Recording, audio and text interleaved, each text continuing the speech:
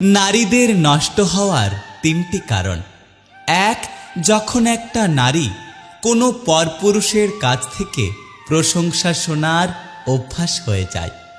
দুই, যখন একটা নারী পরপুরুষের সাথে কথা বলার আগ্রহ এবং চাহিদা বেড়ে যায়। তিন, যখন একজন নারী তার স্বামীর থেকেও পরপুরুষের ওপর বেশি আশা করে, বেশি বিশ্বাস করে এবং নিজের স্বামীর থেকেও বেশি পরপুরুষকে গুরুত্ব দেয়। কাউকে অবহেলা করলে মানুষটার কতটা কষ্ট হয় সেটা তুমি সেদিন বুঝবে, যেদিন কেউ তোমাকে অবহেলা করবে।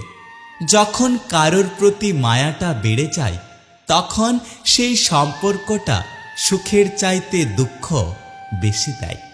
কিছু জিনিস কান্না করে পাওয়া যায় না, তখন সেটা হাসি মুখে মেনে নিতে হয়। একটা কথা কি জানো তো, অতিরিক্ত আশা মানুষের হাসি কেড়ে নেয়। হয়তো একটু দেরিতে বুঝেছি, কিন্তু খুব ভালোভাবে বুঝে গেছি। এখন প্রয়োজন ছাড়া কেউ কারোর সাথে সম্পর্ক রাখে না। দূরত্ব কখনো একটা সম্পর্কে বিচ্ছেদ ঘটায় না। যদি মনের অনুভূতি ঠিক থাকে তাহলে দূরত্বের মাঝেও একটা সম্পর্ক সারা জীবন টিকে থাকে। যারা যত বেশি হাসি খুশি থাকে তাদের ভেতরে তত বেশি কষ্ট থাকে। মানুষকে চোখের দেখায় চেনা যায় না, সময়ের সাথে সাথে সবার আসল রূপ বেরিয়ে আসে। পৃথিবীতে টাকাই সব।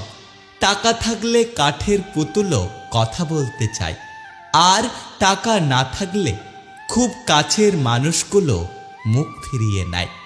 কিছু মানুষ জীবনে আসে শুধু সময় কাটানোর জন্য, কিন্তু আমরা তাদেরকে ভুল করে ভালোবেসে ফেলি।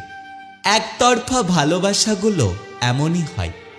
একজন পাগলের মতো ভালোবাসে আর অন্যজন পাগল ভেবে অবহেলা করে। কাউকে জোর করো না কখনো তোমার সাথে কথা বলার জন্য। চুপ থাকো আর তুমিও সেই মানুষটাকে বুঝিয়ে দাও যে তুমিও তাদেরকে ছাড়া থাকতে পারো।